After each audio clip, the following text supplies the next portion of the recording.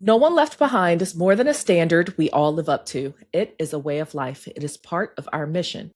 If you're someone you know finds themselves struggling with their mental health, please contact the Suicide and Crisis Lifeline by dialing 988 on your mobile phone or text 838 255 to speak or chat with a qualified counselor. That's not the right song. Wait a minute. Ha ha ha ha ha ha ha. Just kidding, you all. This is There the we right go. one.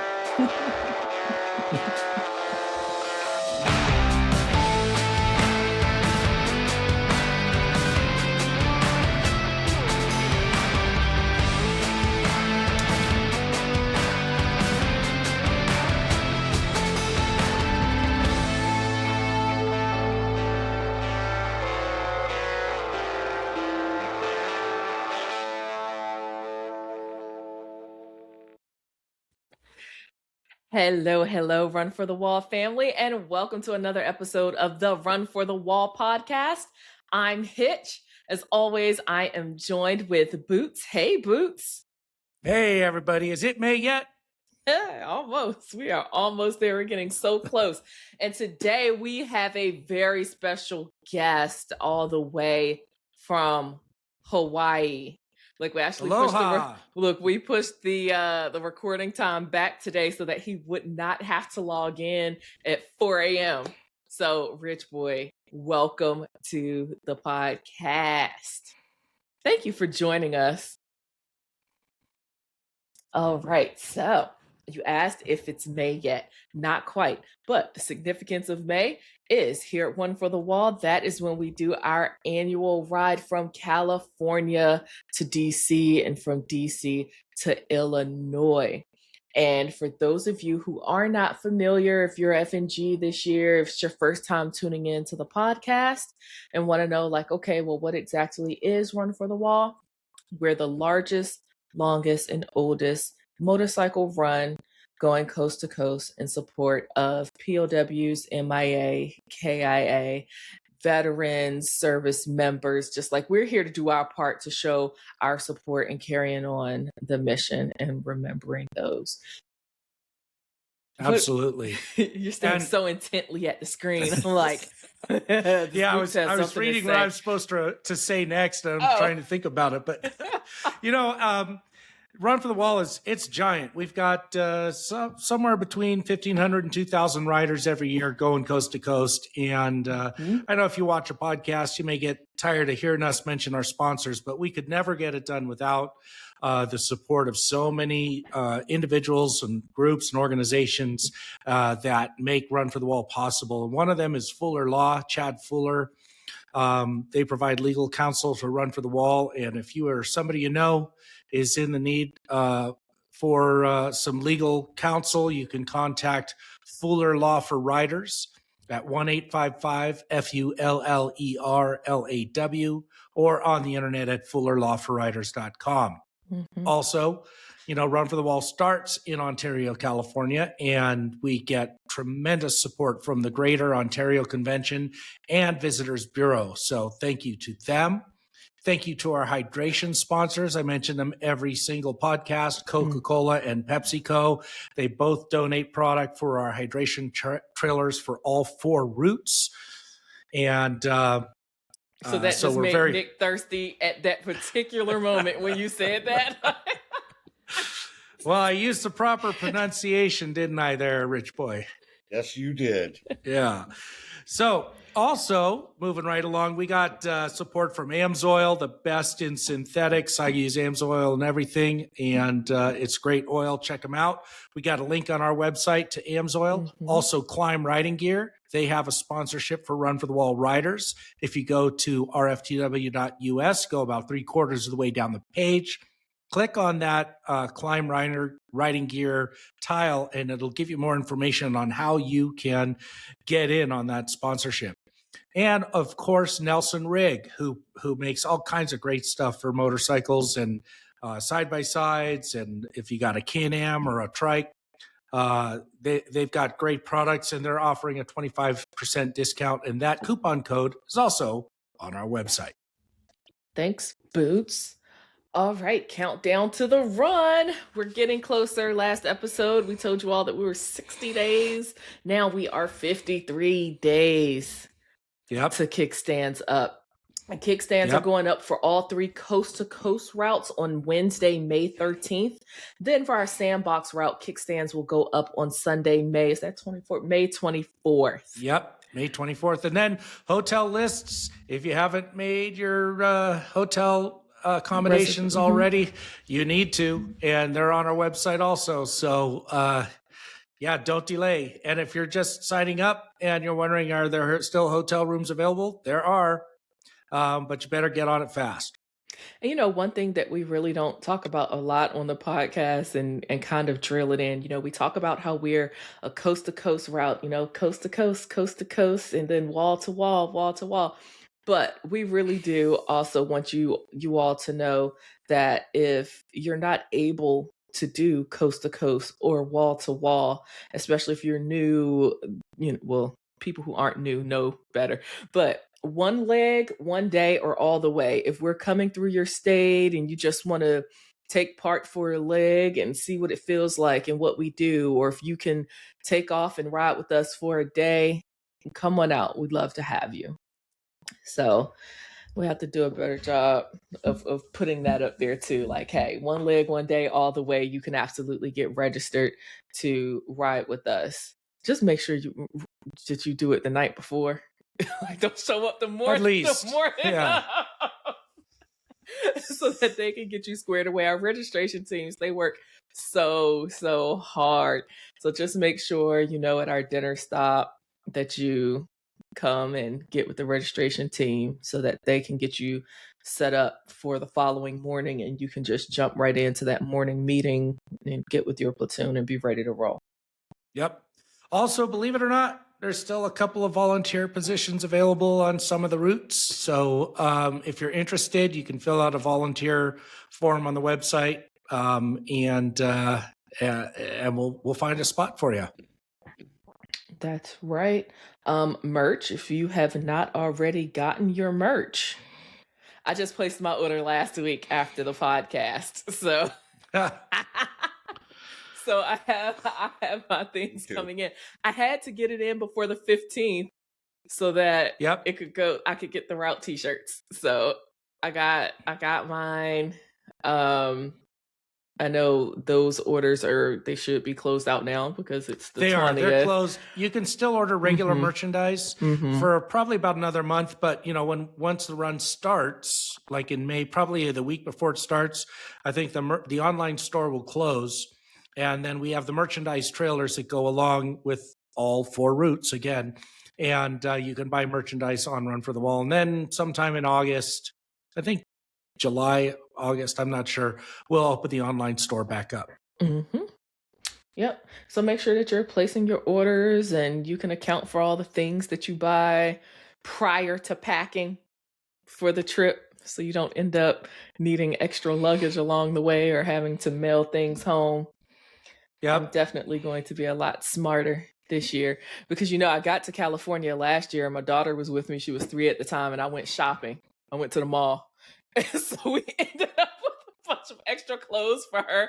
I was like, oh, they don't have this at the store back home. And I was like, this time I'll bring like a couple of outfits and I'll just shop on that end. So, but as far as merch, yes, that's one of the main ways that we're able to raise funds for the run. So you can show your support by ordering merch. Yeah, now we got to moving right along because we want to get to Rich Boy and, hear more about him. But we got to take care of a little bit of business here. There's a couple of events that you might want to know about.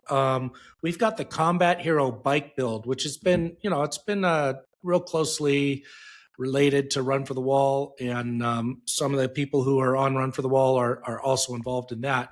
But the Combat Hero bike build, let's see, it's going to be presentation number 44, and that's on April 11th from 12 to 5 p.m., and that's in Arizona in Cave Creek, which is, it's in conjunction with the Arizona Bike Week, but there's all kinds of information about that. It's a free event. But they do have like a food truck, and they've got some live music. And I believe the presentation happens right at 2 p.m. And they're going to be celebrating Staff Sergeant Shiloh Harris as he receives a custom motorcycle modified by FXR Division. So check that out. It's all over Facebook. It's at the American Legion Post 34 in Cave Creek, Arizona. Will you be out there this year? You know what? I'm going to be down in Cave Creek a couple days before that, but I'm going on a motorcycle ride to Death Valley that weekend, so I'm going to be in Death Valley on my bike. Ah, cool. Yeah. So let's see. We also have another event coming right up, and that's the inaugural American Hero Honor Ride Southwest, and that starts April 12th. That's that same weekend, and runs to the 16th. And I've got a flyer here, and they're riding from Cave Creek, Arizona to Bourne. Is that how you pronounce it? Is it Bourne, Texas? Boerne. It might be Bernie. You never know. It's Texas. One of our Texas people, let us know. Yeah. So that's the American Hero Honor Ride Southwest 2026 in conjunction with the Combat Hero Bike Build. So there's lots of information on that all over the internet. Check it out and please support them. Okay. If you're looking to connect with other Run for the Wall riders prior to the run, or you're trying to find people to link up with, we still have all of our local meetups. You can find those on the forum. If you're still looking for roommates, things of that nature, check out the forum. If you have something that you just want to talk about and hear from other people about, post it in the forum. Yeah, they got stuff for sale. I've seen motorcycle parts and radios, and if you're looking for a used GMRS, there might be one or two on there, or even an old CB. There's some J&Ms floating around there I've seen. Yeah, Rich Boy's giving us the thumbs up, so he's saying I just listed my Senna 60S that was used for about a 3 whole week period on there, and one of our road guards snatched it up. So, see, was a Central Route road guard? Yeah, VMAC. No, not VMAC. I'm sorry, Magilla. Oh, Magilla. Okay, cool, awesome. Hey, Magilla. Hey, VMAC. See you guys soon. Yeah, see you soon. All right, so now we will transition into our Why We Ride. Yes, all right. So I'm going to share my screen, and then I'm going to read this as best I can, and then we'll have Nick say a few words when I'm done. Okay. Today we remember Richard John Gannon II. Richard John Gannon II graduated from Escondido High School and attended Cornell University on a Navy ROTC scholarship, graduating with a double major in political science and history. He took advanced leadership training at the U.S. Naval Academy and was commissioned as a second lieutenant in the U.S. Marine Corps in 1995.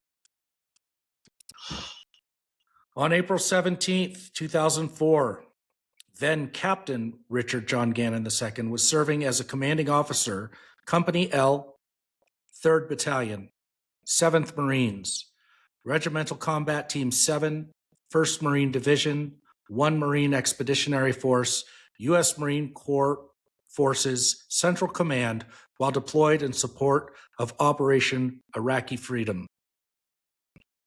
On that day, while Captain Gannon was leading his company to reinforce a besieged sniper observation post, his unit came under intense rocket-propelled grenade, medium machine gun, and small arms fire. Captain Gannon's combined anti-armor team countered this attack with a destructive direct assault employing heavy machine gun fire and guided missiles. While Company L assaulted a fortified position housing an enemy squad-sized force, Captain Gannon employed rockets, heavy machine guns, and snipers to support the maneuver of his platoons. The assault section leader was struck by enemy fire and fell mortally wounded during this engagement. While the section leader was evacuated from the street into the cover of a compound courtyard, Captain Gannon continued to press the attack, steadily moving toward to assist the wounded Marine. Maneuvering through the enemy fire while ignoring his own safety, Captain Gannon entered the courtyard to search for the wounded Marine. Upon entering a house, Captain Gannon exchanged small arms fire and grenades with 9 Mujahideen fighters and fell mortally wounded. Captain Gannon's bold leadership and courageous actions that day earned him, at the cost of his life, the U.S. Marine Corps' 3rd highest award for valor, the Silver Star Medal. He was promoted to major posthumously. His name is inscribed on the Middle East Conflicts Memorial Wall in Marseilles, Illinois, on panel 1, row 9. It is not the worst thing to die in war. It is not the worst thing to be missing in war. The worst thing is to be forgotten in war. Say their names, tell their stories, never forget. Richard Gannon, you are not forgotten. Your memory and sacrifice on behalf of our beloved country lives on in our hearts and our thoughts and in our hearts. You will always be remembered whenever we stand and sing the words, Land of the Free and Home of the Brave. Semper Fi, Major Gannon. We thank you for your service. Thank you, Boots. And Rich Boy had words to share with us. Thanks, Ted. Captain Gannon was my company commander in OIF 1 in 2003.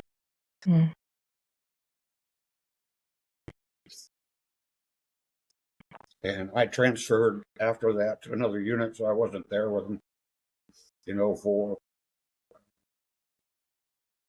He's one of 17 Marines and sailors that my battalion lost in 2004. His wife and my wife were and are very good friends. We see Sally probably once a year or so. Good man, good company commander, and he won't be forgotten. Yeah. Thank you for sharing that with us.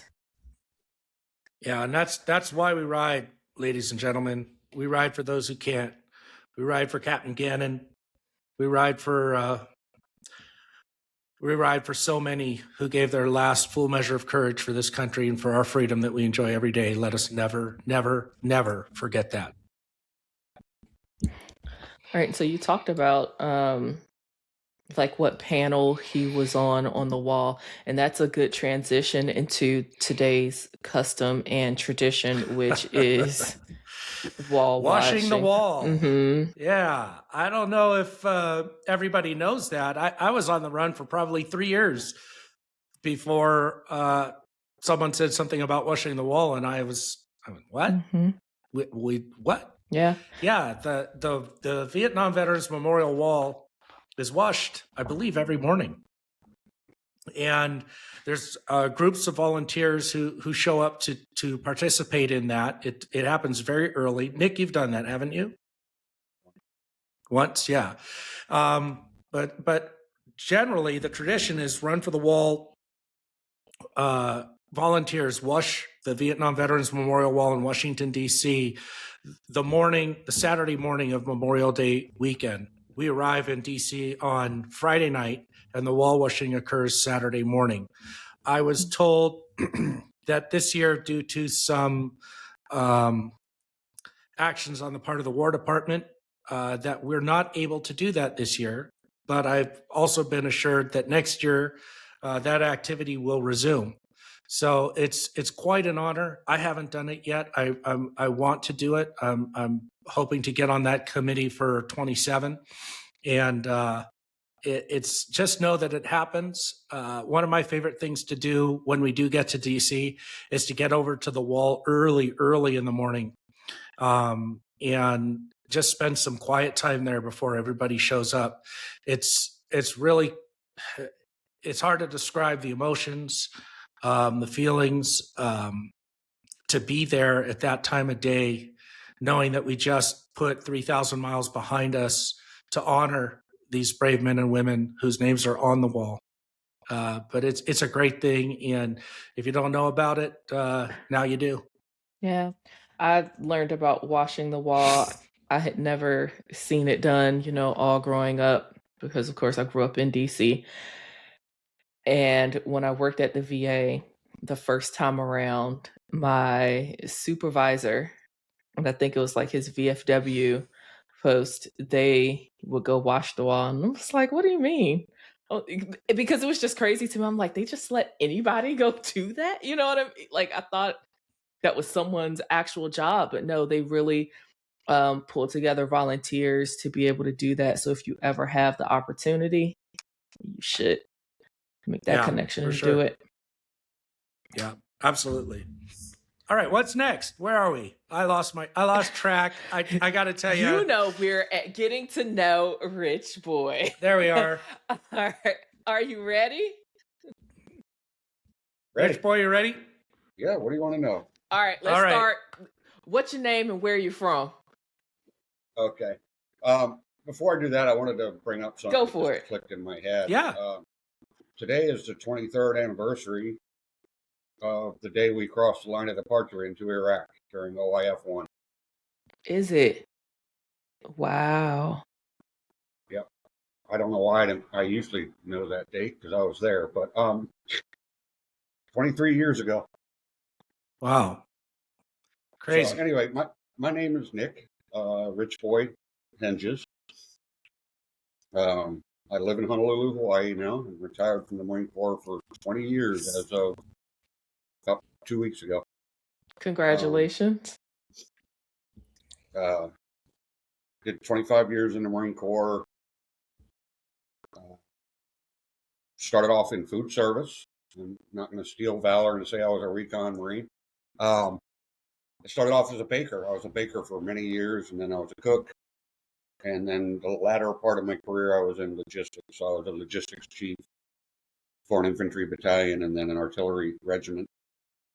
3 combat tours, Beirut, Desert Shield, Storm, Sweep, and then OIF-1. And that's it about me, really. That's who I am, anyway. I doubt there's it. a lot of other fun stuff about me, but that's a brief intro of who I am. Okay, so how did you find out, or who introduced you to Run for the Wall? Oh, a friend of mine who's since passed away, Fred Pepper, went by the road name of Pato Pato. Oh, yeah. So you probably remember him. I think his last run was 2015-ish. I never met him, but I've heard lots of stories about him. Yeah, his last run was actually 2012 or 13. Okay. Yeah. And they made helmets mandatory, and he said, "Yes, I quit. Not doing it anymore." He was also physically declining, so it was hard for him to ride his suicide shift Harley across country with his bad knees. And Fred lives out here in Hawaii. Lived out here, and I was riding with the Combat Vets Motorcycle Association back then, and he came to one of our chapter meetings and talked to us about Run for the Wall. That would have been about November, and I started looking for a larger motorcycle because all I had was a Sportster, and I thought about renting one to do it. And I looked at the cost of renting one and I said, heck, I can buy a used one for almost not much more than that and sell it when I get to Virginia because I got family in Virginia. So I went online, found in California, and I found actually a Goldwing that came with a trailer. Purchased it, left it with a friend of mine from the Marine Corps, and then went and picked it up in May and went on a run.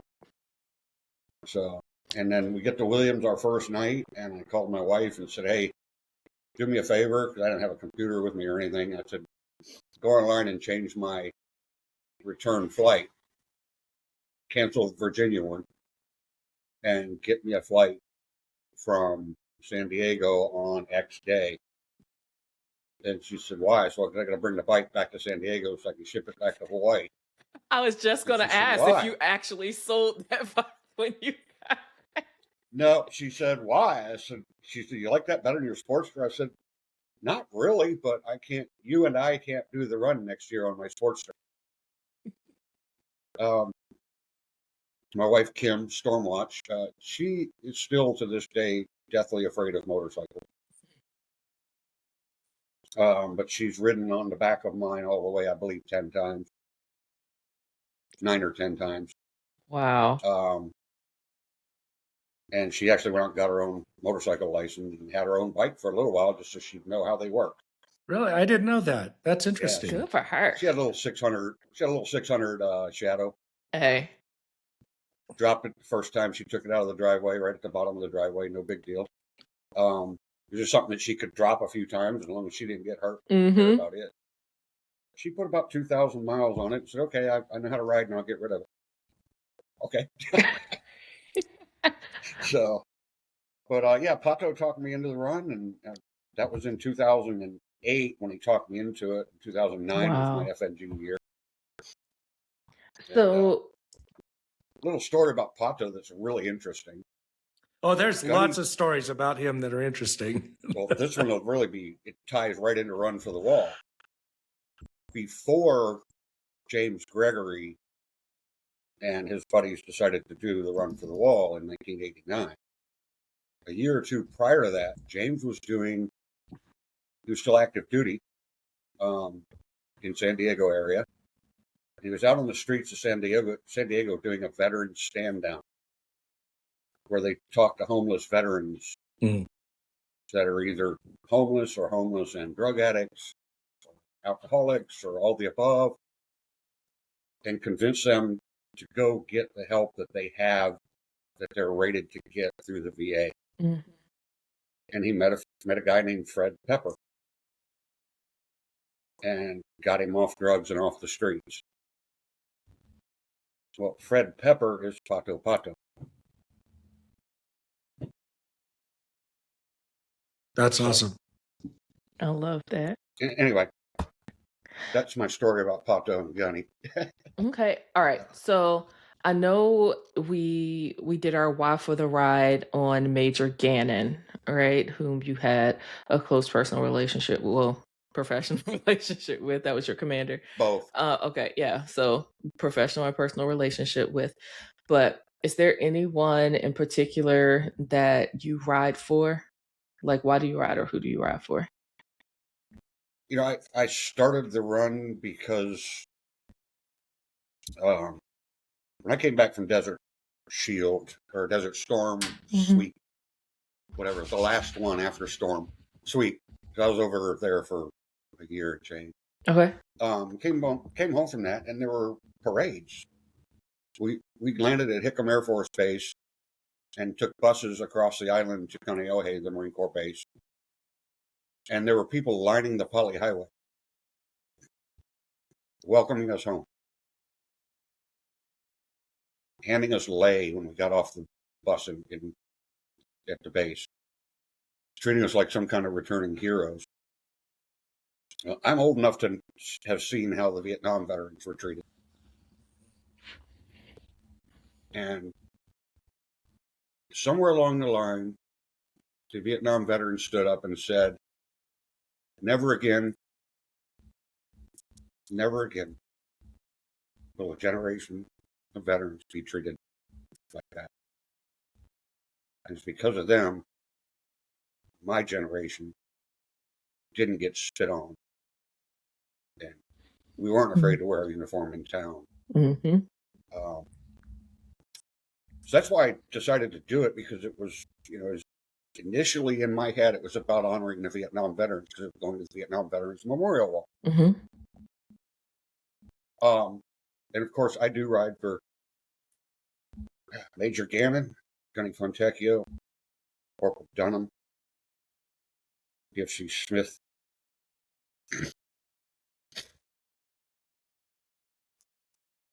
Morris, Van Leuven, Wasser, the other Smith, the two Perez's, Doc, Mac, and a few others. Because I wasn't able to be there with and for them. Part of my job in 3-7 during OIF-1 was I was a logistics chief, so part of that job was coordinating 9-line casualty evacuations, somewhat overseeing the medical unit with us, training the Marines in the logistics unit to be able to do CAS evacs, and getting them trained in combat first aid, security.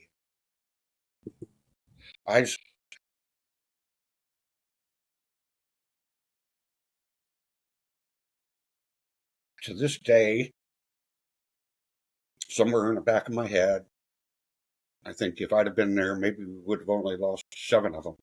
Maybe we wouldn't have lost 17. Mm-hmm.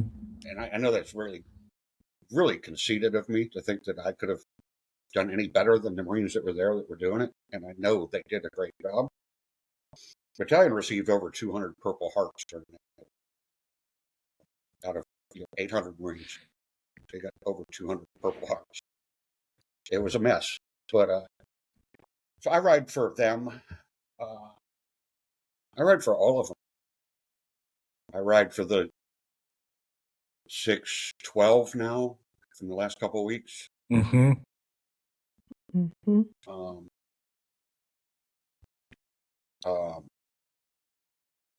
I ride for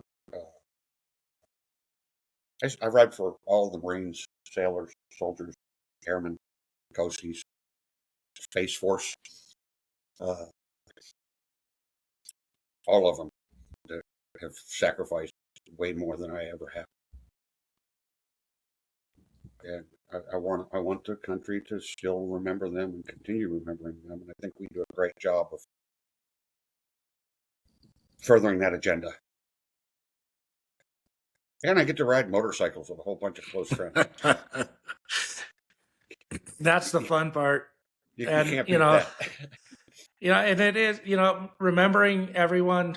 I mean, it's hard for me to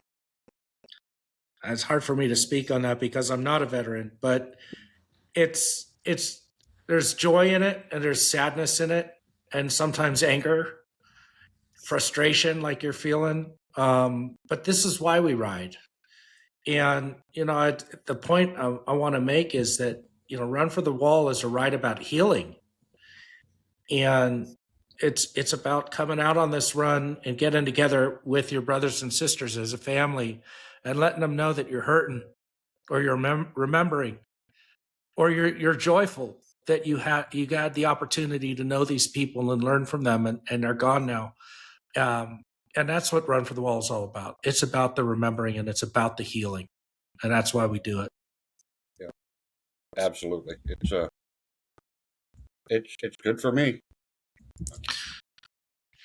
So every time I doubt whether I'm going to go again this next year, my wife's like, "Yeah, bullshit. Pack your trash." Made me snort. And so Way to speaking go, of Kim. that goes into Boots' next question. Like when you're thinking if you're even going to do it the next year. Well, how many times have you done this now? This will be my 16th consecutive all the way. Wow. All on Central. I know you're on Central. All been Central, and then I've done the Sandbox. I was on the Recon, and I think I did Sandbox twice as a road guard. Okay. Yeah, because I did it with you as a road guard one year. For Sandbox. Yeah. What positions have you held other than road guarding, Rich Boy? What's that? Oh, I was asking what positions have you done other than road guarding? Well, I know you were a platoon leader because that's when I met you. We were both. Well, I was an APL and you were a platoon leader. I started off as a tail gunner in 2010. Trailers, right? Trailers. 11, 12, 13, 14, I was an APL. 14, 15. So 14 I overlapped. 14 I was an APL and a platoon leader. Long story. 15, 16, 17, 18, 19. I was platoon leader. 20, 21, and 22. I was a road guard. Yeah. A rookie road guard. Yeah, you and I were in the same rookie road guard class. Yeah, we were rookies for 3 years. Uh-huh. But yeah, so 22, I was a road guard. Then I was the assistant route coordinator in 23, the route coordinator in 24, and then last year road guard again, and mentor. / mentor, right? Yep. Yeah. I was on the board of directors from 2019 to 2022. I used to do Ted's job. That's right. And I realized there was somebody out there that could do that job a lot better than me, and I convinced Ted to come do it. You're welcome, Ted. Thank you very buddy. much. Sorry, buddy. I talked Ted into coming in, and I told the board if need be, if we make that slot for Ted, I'll just come off the board. Instead, I transferred over to being the secretary for the remaining year and a half, whatever. And then I had to come off the board because I was going to be the ARC. So I only did one term. I know this is not something that I've said to you, but a lot of times you still help us out a lot in catching some things. You know, I won't say what types of things. So I just want to say thank you, because I always love when I see an email coming from you directly to me or something. I'm like, oh, what did I do now? No, not what did I do now, but I'm like, oh, I know this needs. No, I really appreciate that, because you are on it. Yeah, what people don't understand is I still have a full-time job.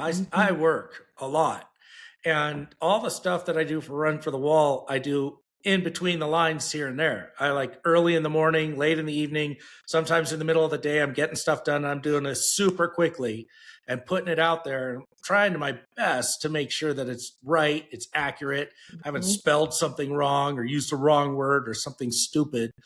But every once in a while, I'll do something really stupid, and Nick's there to let me know. Yep, I just want you to know that you are appreciated. I'm here for you. I appreciate it, Nick. No, because you catch it most of the time before anybody else does. And I can get it and correct it before a lot of people see it. So I appreciate that. That's my purpose when I point something out, figuring you can probably go in and change it. Yes. Because I've been there. And you know, when you know how hard it is. I didn't stop working full time until 4 months after I was a route coordinator. So I know what it's like to be working full time and planning a run or being on the board or doing. It takes people. Shout out to you guys. People need to understand it. You guys on the board spend an inordinate amount of time, depending on your position, taking care of the run. Yeah. Daily. There's a couple positions that maybe don't have to do a whole lot all the time. But there's some, Ted, it's like another full-time job for some people. Merchandise. Angie, oh my goodness. And I mean, if she stepped in, she literally had to step in, and she stepped in and stepped up. I don't know, from y'all's end of things, from my end of things, Angie's crushing it. Oh yeah, she is. And just time out on that. And I meant to say this earlier. If you ordered a route shirt, like, the limited edition route shirts, they're not going to be shipped until April 2nd. Okay. It's a pre-order. I forgot to mention that. Sorry about that, Angie. But yeah, those are going to be on the way. So, and thanks, Angie, for all you do. And you guys give her a break. She's working her butt off. Yeah. Really. Messaging Angie and emailing her and calling her saying, "Where's my route shirt?" Yeah. It'll be there. I ordered a few of them, so yeah. Yeah, I've never had issues with merch. Right after you guys did the podcast last week or whenever it was, I said, "Oh crap, I forgot. I kept meaning to do it." And I'm one of those people. You pay your money, you want your stuff. Yep. And I'm like, No. wonder when it's going to ship. And then I actually read what it said. These are pre-order. They'll Yeah. be shipping on April 2nd. I Okay. I tried to make it, idiot proof, but they keep making better idiots. So Honestly, Every I week. never looked to see when it would ship, but I already know when you say like the order window closes, that means that this is a pre-order. So Right. that the and I was like, it'll come when it comes. I'll get it when I Yeah, get it it. wasn't That's like right. a lot of people think something like that's going to be a drop ship. So as you order it, they're going to ship Yeah. it. But It'll be here. Yep. Okay. Yeah. Rich Boy, I have a question for you, and it's not one of the Okay. typical ones. It's based on something else that you said. So, your F&G year, and you purchased this motorcycle in California. It came with the trailer. You kept that. You were the platoon leader or APL trailer platoon. But now you're a road guard, so I know you don't still have the trailer. When did you drop the trailer? Like, how did you I start sold. packing differently? Like, that's what I want to know. I sold. I never really needed the trailer. Okay. It came with my bike, and it was painted to match the bike. It was a '91 Goldwing, Okay. beautiful teal, had hand pinstripes. Southwestern one. I forget the lady's name now. She's really famous for pinstriping gold wings back in the Okay. day. It was beautiful, and I said, like, I'm not. Nobody's going to buy that trailer unless they got that color bike. So I'm just going to keep it and sell it all together in Virginia. So I threw a few things in the trailer so it'd have some weight in it, Okay. flopping around back there. But and then my wife came with me. She brings her bagpipes Yep. Oh, we got to talk about that. and a kilt and lots of stuff because I had a trailer. I hardly ever got any room in the trailer for me. It's like, look, sweetie, I'm going to put some tools in there. Okay. Yeah. But no, I got rid of the trailer 2019. I had already gotten rid of that. I'm on my third gold wing since I started doing the run. And my second wing was a 2015, and I bought a trailer that matched it, paint matched it. Then I bought a 2018, it's red, so it kind of matched. But then I sold the trailer in 2019 on the way across country in 2019. I said, Road Guard said they'd have me next year if I get rid of the trailer. So either stay home or figure out your way across country because you can't ride with me. And then I sold the trailer. I left it at Catherine's house in Maryland, and she sold it for me. And that was the end of the trailer. So you're no longer trailer trash, right? No longer trailer trash. We do not judge. We listen and we don't judge. I had to work that in there somehow. If you are listening to this podcast and you have a trailer and you come on the run with a trailer, that is fine. He's just picking on Rich Boy. I'll tell you what.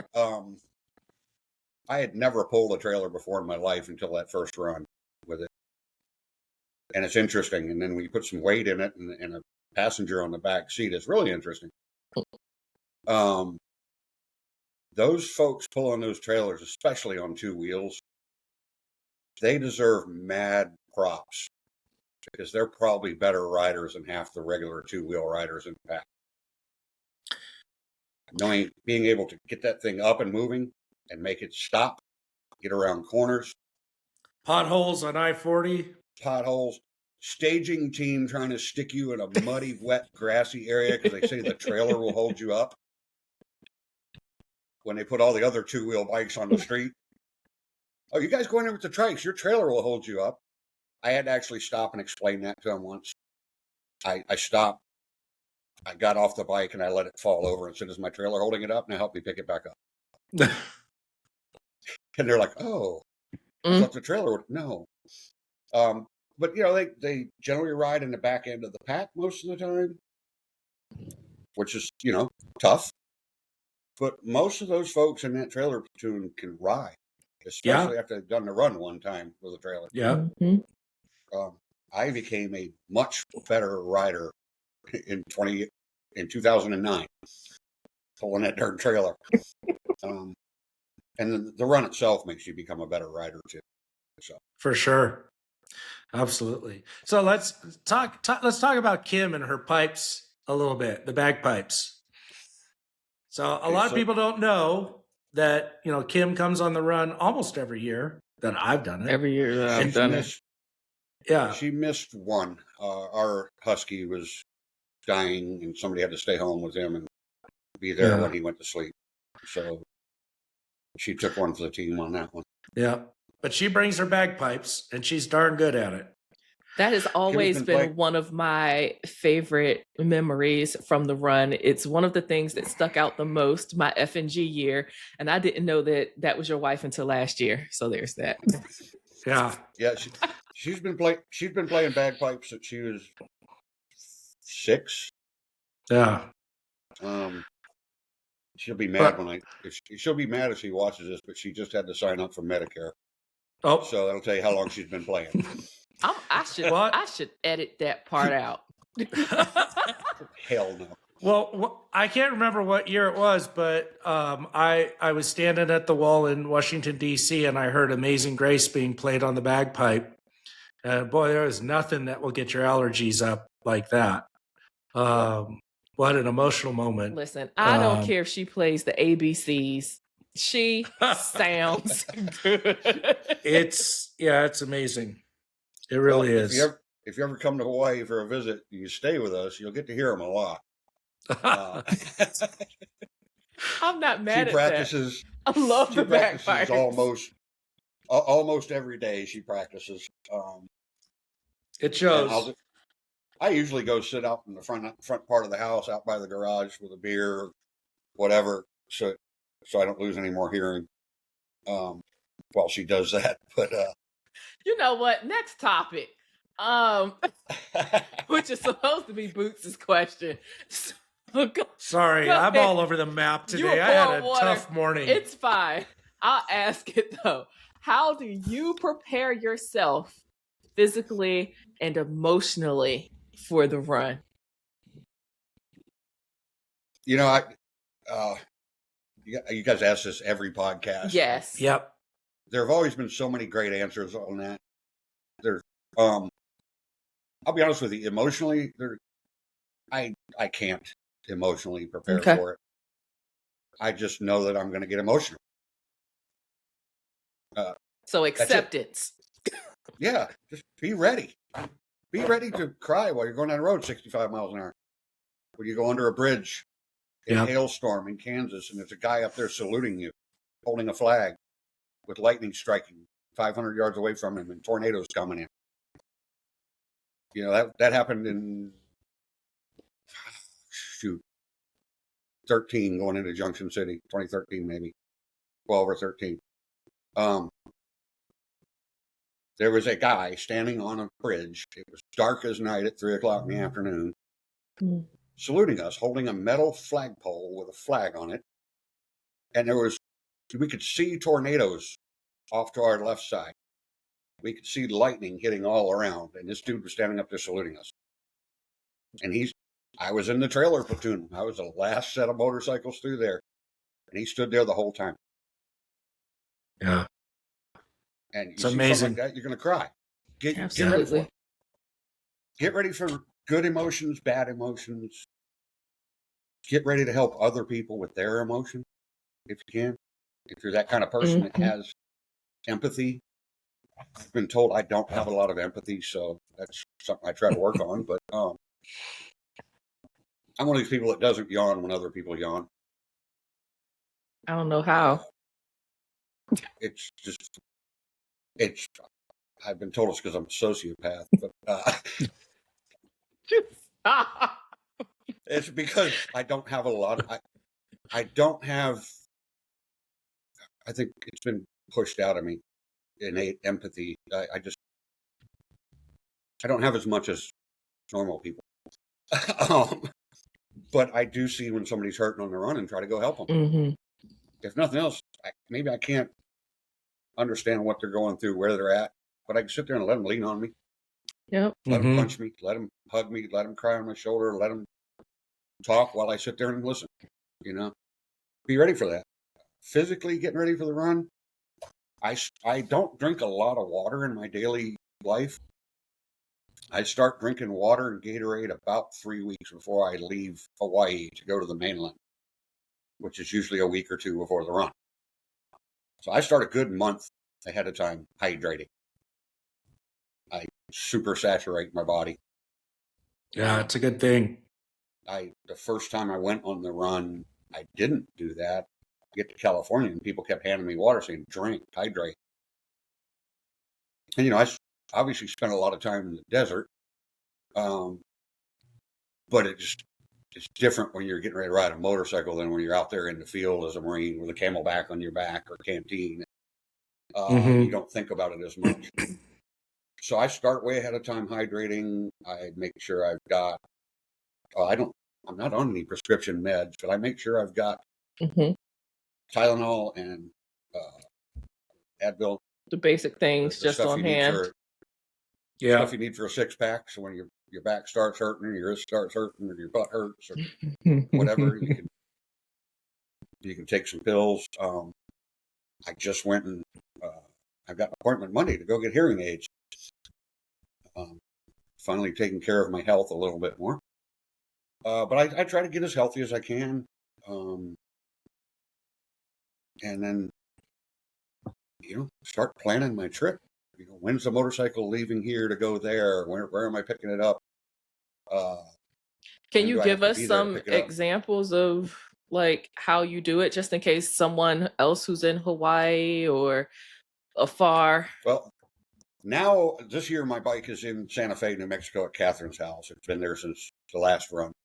Okay. But basically there's a company called Pasha Hawaii, Pasha. And if anybody needs info on it, they can look me up on a central route contacts list under road guards. Shoot me a call, shoot me an email. Remember the time difference if you call. Yeah. I'm 3 hours behind California right now. But you call Pasha up, you give them a whole bunch of money, and you drop your bike off, and they put it on a ship, and it goes to San Diego, and then you go there and you pick it up, and you go do the run. And then when you're done, you go back to San Diego, pay them a whole bunch of money, drop it off, and fly home. And then usually you drop the bike off about a week to 10 days prior to the sailing date of the ship. Not bad. Or if you want to store your bike in Santa Fe, just call Catherine, right? Right. She's going to start charging. Call Kat. She's got a garage. But sorry, Catherine. For years, I used to leave it at road guard Frank Silver's house. Yep. Friendless Frank. Friendless Frank. But now if you're shipping it, you gotta get it there about 10 days before the ship's supposed to sail, so they can get it on a pallet or a skid, get it to the ship, get everything loaded, whatever. And then the ship takes about 5 days. And then about 2 days after the ship arrives in San Diego, you can go pick it up. You have to go pick it up within 3 days of it being dropped off at the pickup spot, or they start charging you. So it's always a little bit of logistics to make sure I'm flying the right day so that the bike's going to be ready and I can get it before my 3 days start. And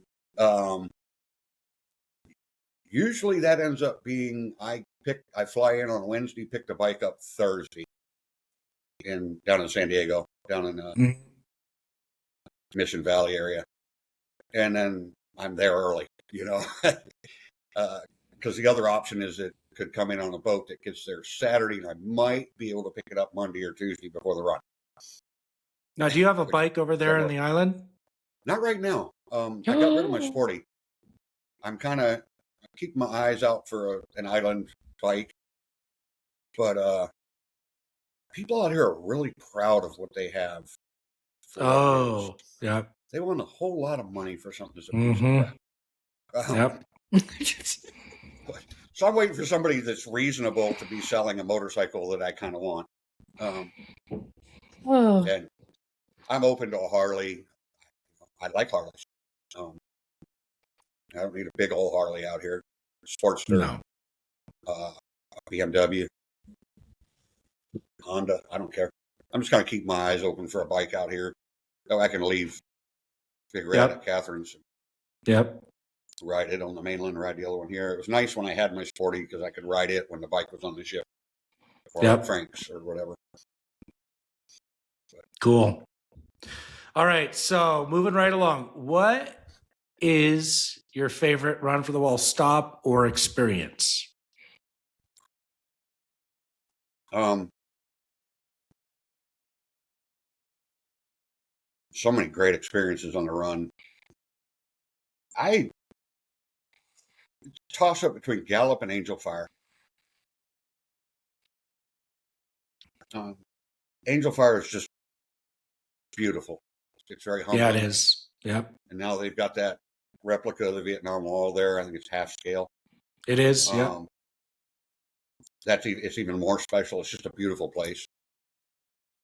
But the people in Gallup kind of dropped off a little bit over the years, or it seems to be more sparse. The people lining the roads as we come in. When we used to roll into Gallup, we'd roll in and we wouldn't go very far into town. We'd go to this little town center square. And that's where we'd have our welcome ceremony. So everybody congested into that, half a mile of road coming off the highway. And that was really cool. Because there's just a ton of people all over. Now we go a lot further to get down to the Red Rock, the fairgrounds down there.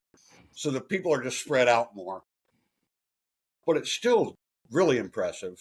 And it's super, super, it's a huge honor that they let us get in the dance circle with them. From my understanding, that's not something they just let anybody get in there and do. Unless you're a Navajo. So Gallup's very special. I mean, every place we go is really cool. Williams, when we roll in that evening, the streets are lined. We do the loop around town. We get a great meal.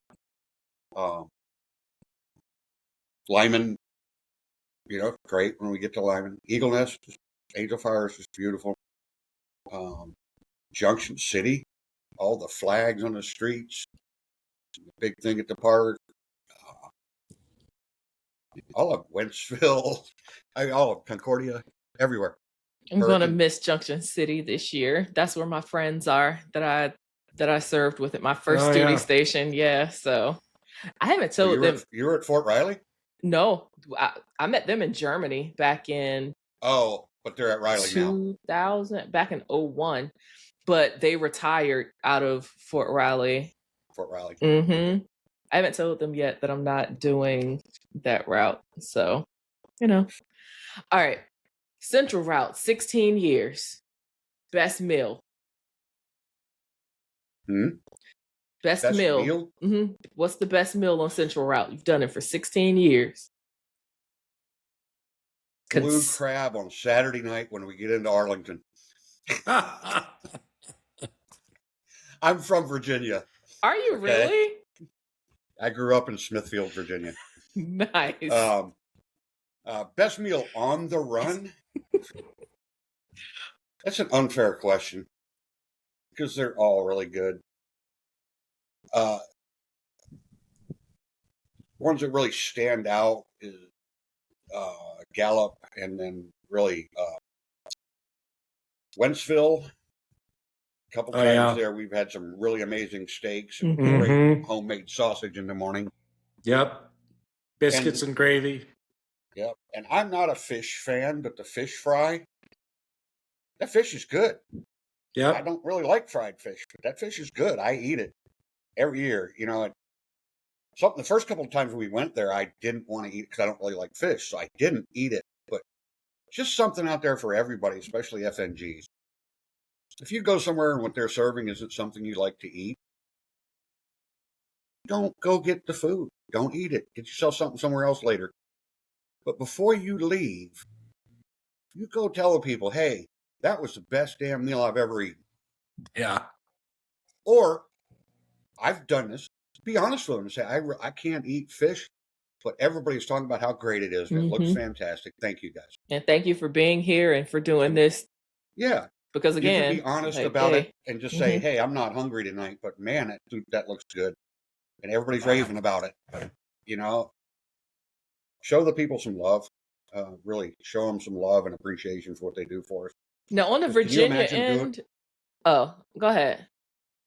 Well, can you imagine us trying to do this run and everybody having to stop and go get their own lunch? Oh, no way.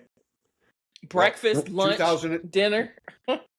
2009, we had to go get our own lunch in Mount. I always get Vernon and Sterling mixed up. The one where Mount Vernon is Illinois. okay, Mount Sterling. Yeah. Kentucky. Mount Sterling, we used to roll in there and we'd come off the highway and they'd say, when we get off the highway, just tap out to a gas station. You're on your own. We're going to meet in the parking lot in front of Long John Silver's for staging after lunch.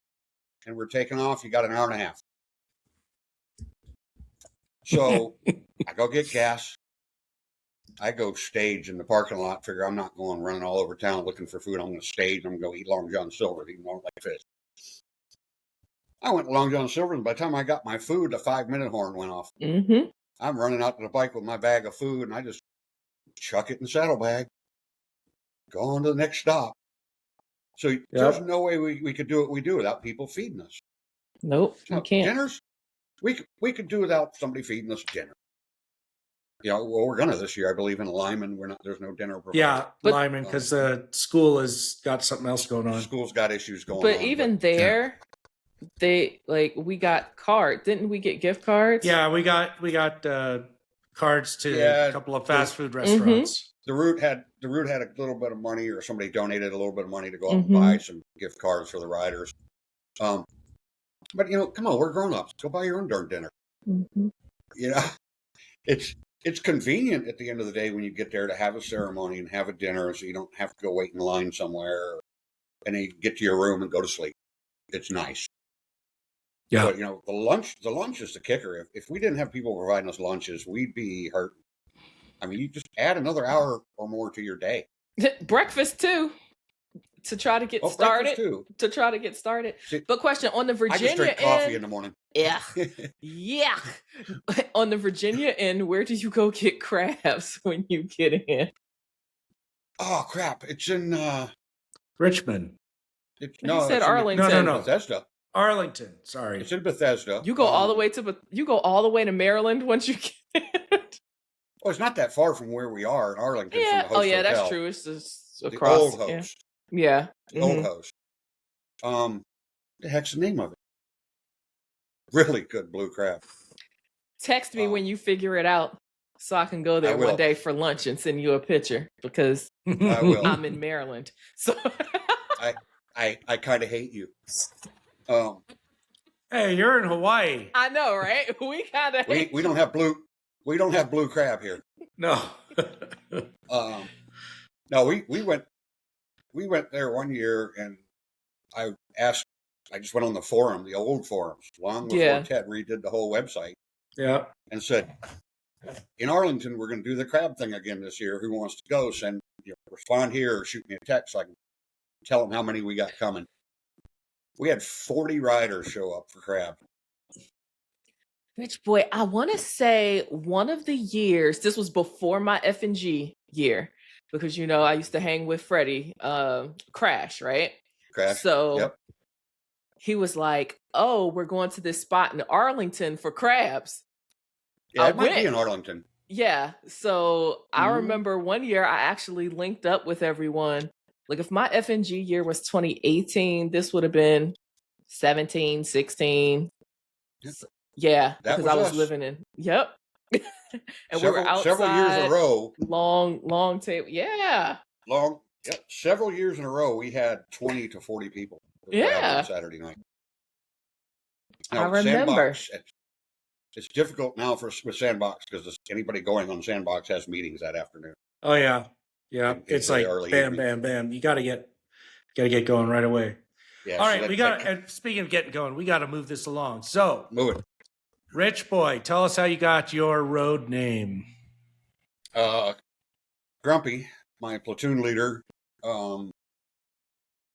in 2010. She made me a tail gunner and showed up in Rancho Cucamonga, and she handed me a pack, said, "You got all this money to be shipping your bike back and forth and flying over here and all that. Your name's Rich Boy now."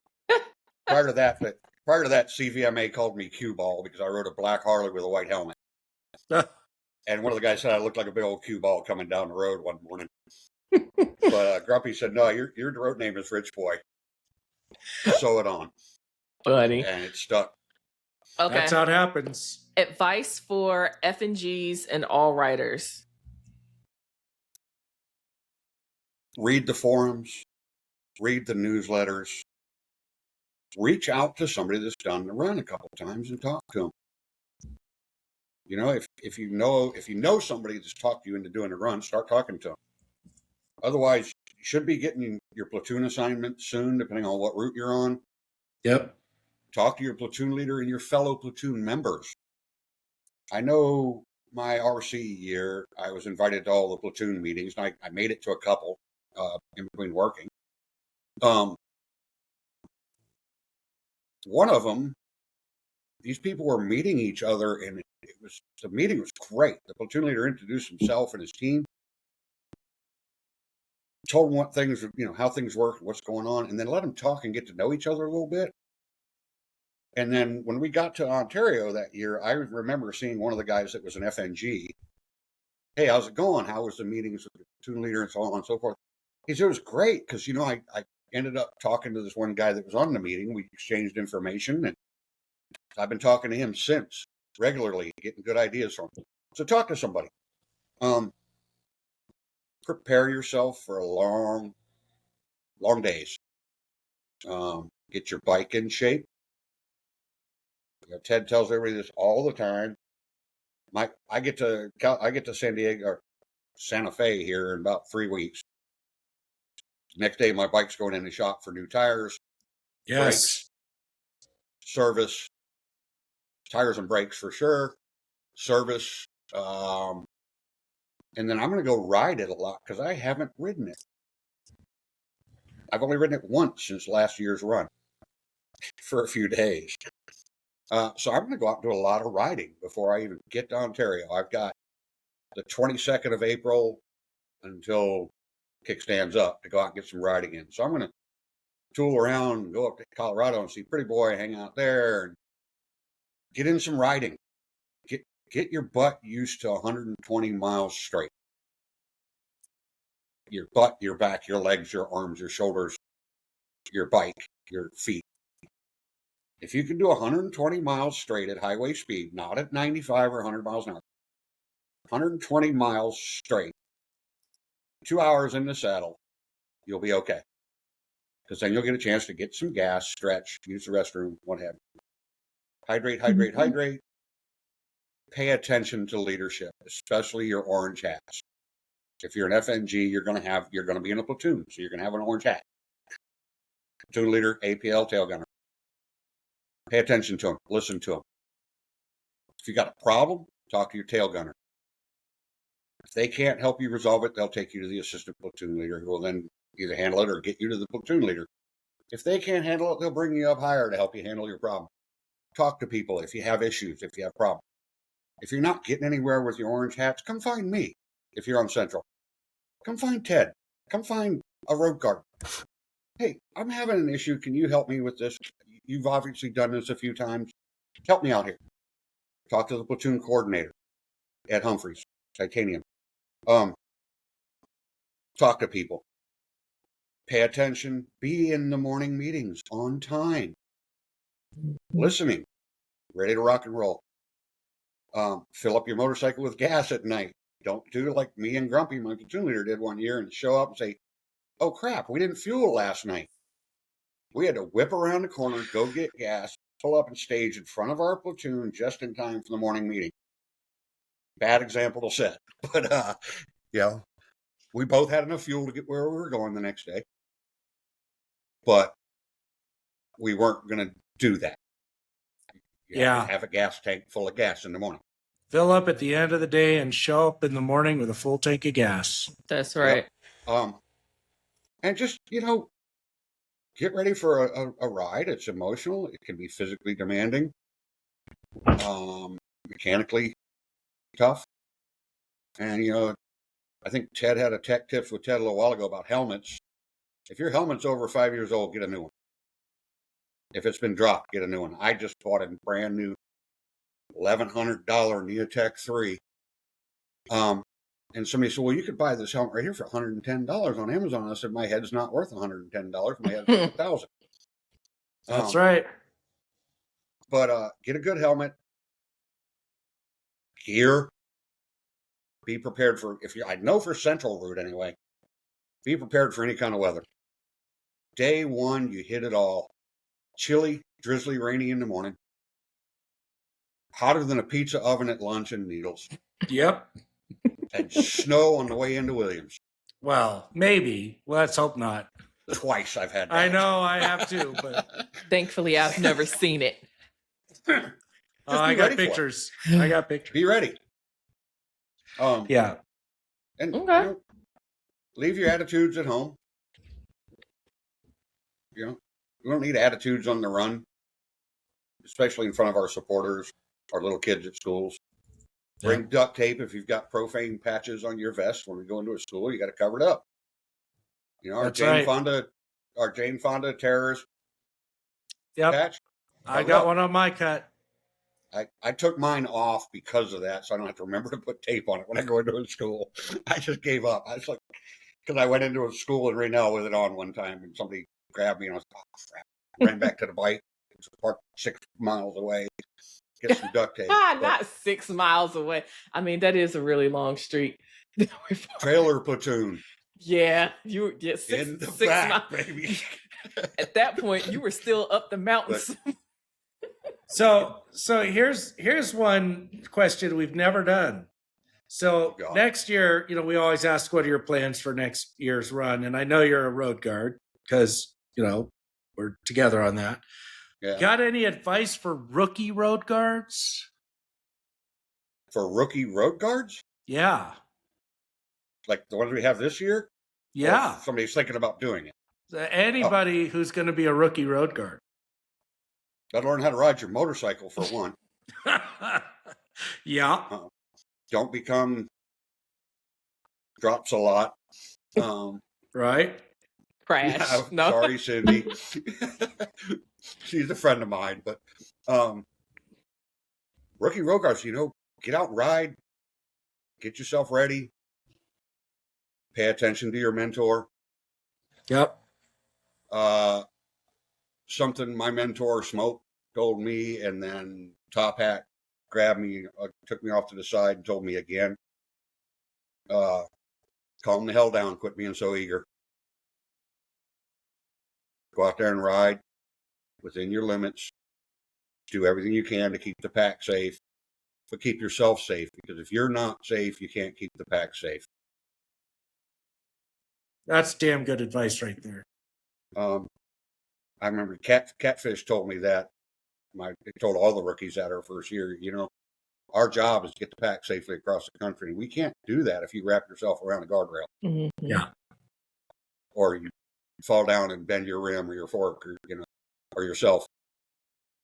You got to take care of you. Don't try to do something that you're not capable of doing just because you think you need to do it. But keep you safe, keep the pack safe. Pay attention to the mentor and the road guards that have done this a few times. I mean, I've only done it.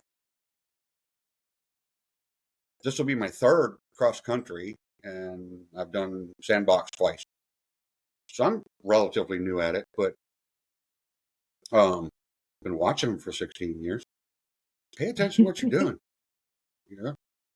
Don't try to be superhero. Get out there and do your job. Yep. All right. Smoke told me you're trying too hard. Cut it out. Gotcha. Hey, that's good advice right there. I was the only rookie in my class that had to do another half a day after everybody else graduated. All right, so I think that brings us to tech tips with Ted.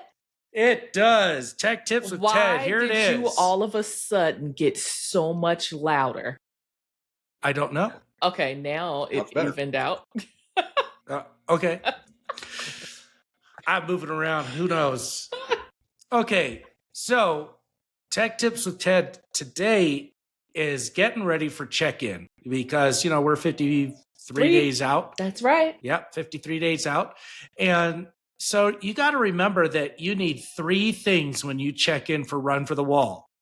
A valid driver's license with a proper motorcycle endorsement, because some states don't require that, only a few, but make sure you've got a valid driver's license and that motorcycle endorsement if your state requires it, a valid proof of insurance, and a valid vehicle registration. Remember, I said valid 3 times there.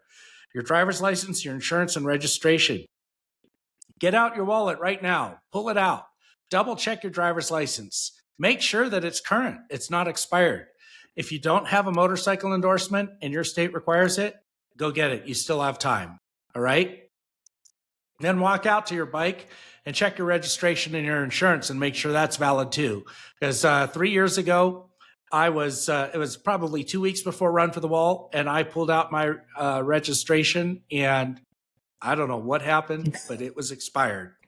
And I was like, how could I have possibly done that? That's what happens when you have too many bikes. Yeah, yes. But anyways, I took care of it that afternoon. I wrote down and paid the money, got the sticker, and was good. But I just had one of those like cold sweat run down your back moments. So check it now.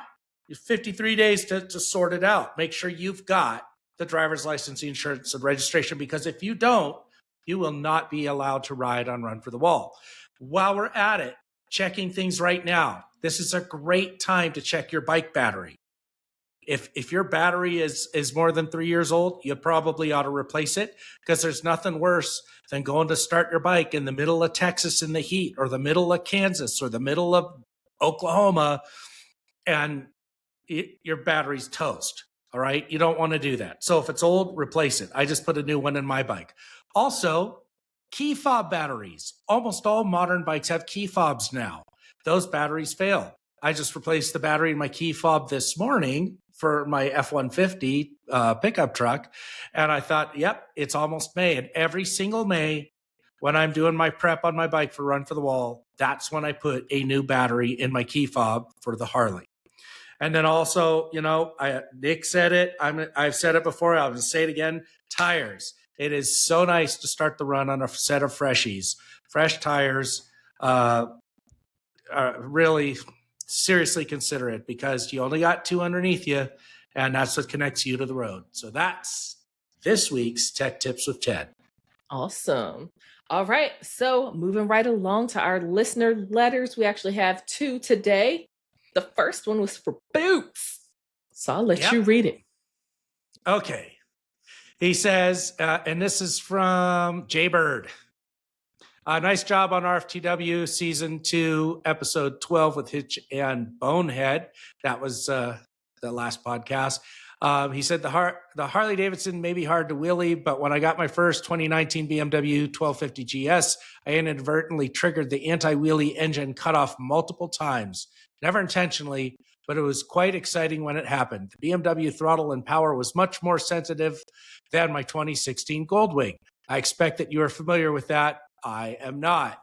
Jerry J. Bird Winter. Thanks for writing in, Jerry. And as I told Jerry, I love wheeling. I really do.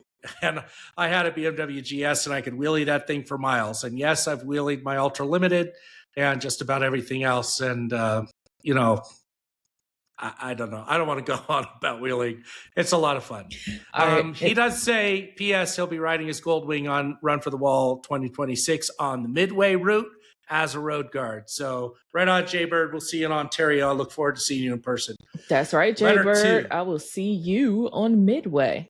So letter 2 is from Ricky D. Williams. And it says, I have a question for Boots and Hitch for an upcoming podcast. Could you or someone who has camped during Run for the Wall describe any unique differences that are associated with camping versus a hotel? Other than the obvious, the ground is our friend, smiley face, Are there differences regarding meal, morning staging, or anything that might be helpful for a FNG camper? Tasting kickstands up. A friend and I from Oregon have some prep rides in the coming weeks. Both excited FNGs with the Sunshade Smiley motorcycles. But thanks. Not that I can think of. There are no differences, are there? Well, I don't know, because I haven't, I mean, I've done motorcycle camping, but not on Run for the Wall. So I had emailed Ricky D back, and I said that we'll look to do an episode that focuses on camping, like after this one, because I'd already, arranged with Rich Boy to do this one. So I don't know, Rich Boy, you got anything to add on camping?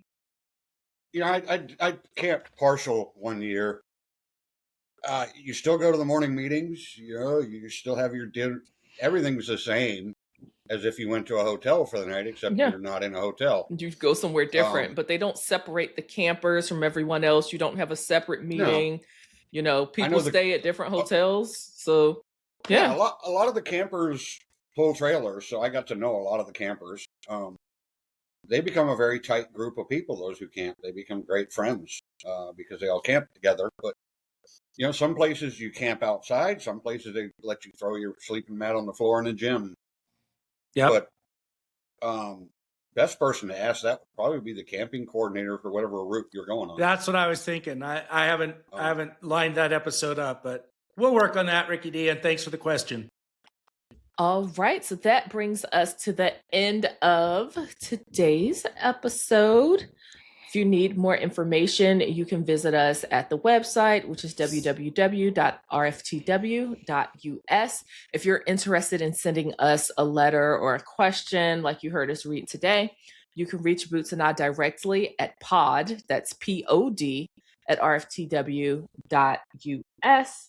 We definitely want to hear from you all, so be sure to share those experiences and questions and stuff with us.